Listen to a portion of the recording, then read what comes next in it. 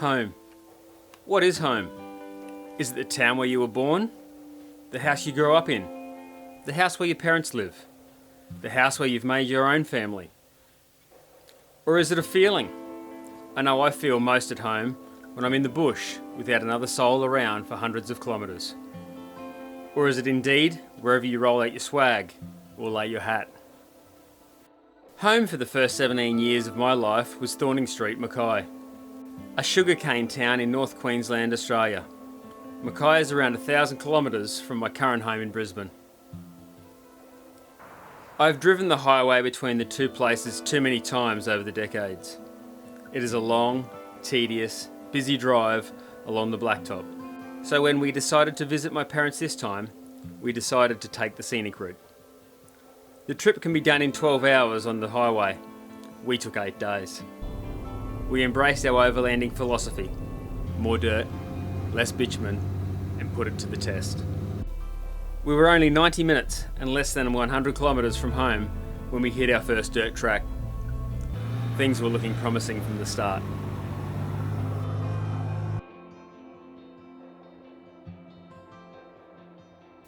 We spent our first night in our home away from home, beside the fire and under a blanket of stars. We awoke to a chilly but beautiful day, so it was time to fire up the billy before continuing our adventure northwards. First up today was the home of the peanut here in Australia, Kingaroy. The humble peanut is the backbone of this South Burnett town, and we couldn't drive through without stopping at the famous peanut van to try some of the local produce, as well as getting a bit of a lesson on how peanuts are grown and harvested. After a short drive north, we pulled into a dot on the map called Woorolin that offered up a great pub, free showers, and the Woorolin wetlands. We took a stroll to the wetlands and found the bird hide. Thousands of birds call the Woorolin wetlands home, and we did too, but just for the night. Continuing north, we scoured our maps for more dirt tracks, trying to keep off the bitumen for as long as possible as we approached the towns of the North Burnett region. This often ends in locked gates or overgrown station tracks, meaning that a U-turn is never far away. But that's half the fun. As much as we dislike driving back over the same route, it's part of the adventure to see if that dotted line on the map still exists.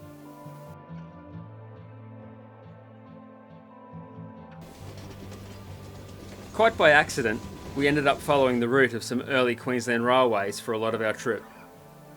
These got us thinking about the railway construction camps for the workers.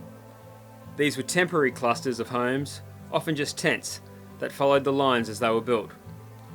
More permanent settlements followed the new railways as they wound their way across vast distances, and many new towns were established, and many new people called these places home. Unfortunately, the converse was also true, and when the railway lines closed, the number of residents, houses and businesses decreased.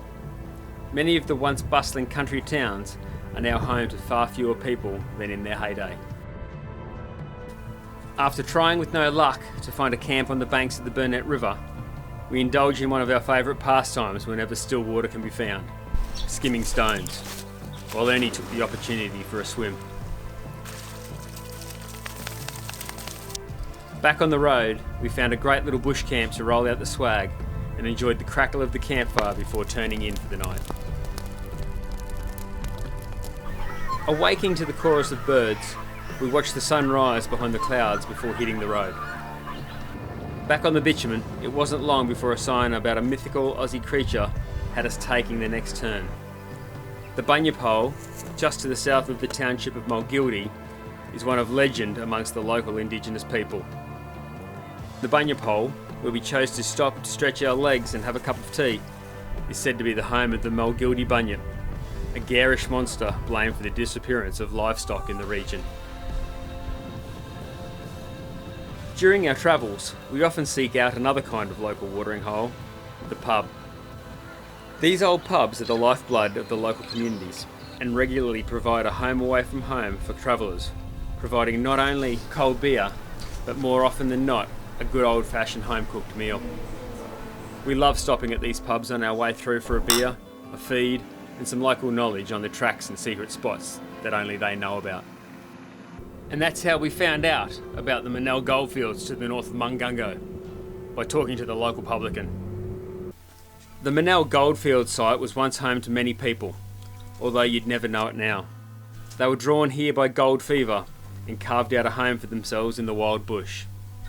It would have been a tough life, and the list of burials at the cemetery, especially those of many young children, testifies to just how challenging it was. After visiting the Monell Cemetery and Goldfields, we continued north towards the Boyne Valley and our camp for the night. Waking to grey skies, a cold wind and rain threatening, we packed up quick smart before getting back on the dirt. Today was set to potentially be our most challenging off-road, tackling the Razorback track through Crombit Tops National Park, with the chance of rain adding to the difficulty. We climbed, descended, then climbed some more on our way to the lookout over Boyne Valley at Crombit Tops. It was a quick visit to the lookout, and although the views were spectacular, the freezing cold winds had us beating a hasty retreat. Back in the ute, we turned onto the Razorback track, a dry weather access only sign adding to the anticipation of what lay ahead. Following the ridgeline, we climbed up scrabbly slopes and used first gear low range on our way down the other side. Occasionally the trees would part, offering up amazing views of the surrounding peaks and valleys below.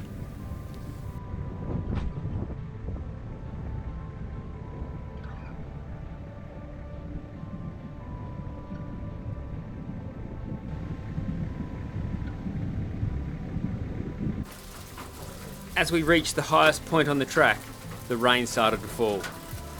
We began our descent to the valley floor. The track became muddy and more slippery. The rain would linger for the rest of the day, through until the late afternoon of the next. After a night spent amongst a group of people whose home is towed behind them, we woke up and headed to a wonderful homestead.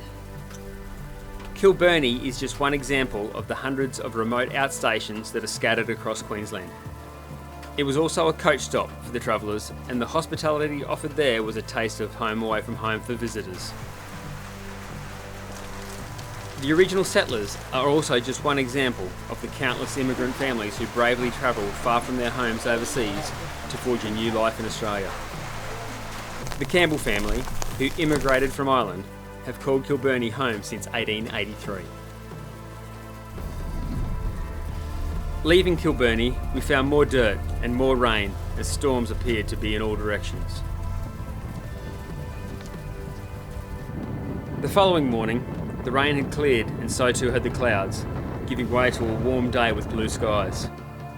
Bar a brief excursion onto the bitumen to fill the fuel tanks at Juringa, our morning was spent rattling along the red dirt roads of central Queensland, before pulling alongside the Fitzroy River for a spot of lunch, and time to relax before our final stretch of dirt and our camp for the night. With the sun getting lower in the sky, attention turned to finding a place to roll out our swag for our last night on the road before arriving in Mackay. Spotting the Isaac River approaching fast in our GPS, I thought there would be a good chance of finding the perfect spot. Little did I realise just how perfect. If we could have stayed a week, we would have. We could have quite easily made this camp our home for a lot longer than the one night we were afforded. Now, there may have been another reason why I felt so at home at this spot.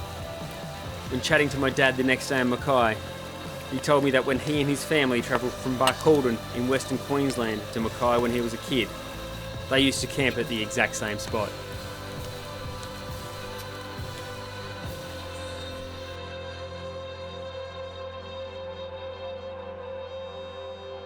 After a slow start, today was to be our last on the road, and we seemed to linger longer at this special spot before rolling the swag one final time. As though the bush was trying to say goodbye, our last morning on the dirt had us spotting fauna of all kinds. Kangaroos, emus, wedge-tailed eagles, brolga, wild pigs, and more parrots than I dare to remember. All too soon, we turned onto the bitumen for the final 100 or so kilometres to Mackay. But not before a quick stop for lunch at the Nebo Hotel. We couldn't pass this one up, as back in the day, my mum's uncle used to be the licensee here. With lunch taken care of, we were onto our final leg. Dropping down the eastern side of the Great Dividing Range, the landscape changed to reveal paddock after paddock of sugarcane. And immediately the familiarity of my surrounds washed over me, and I knew that I was home.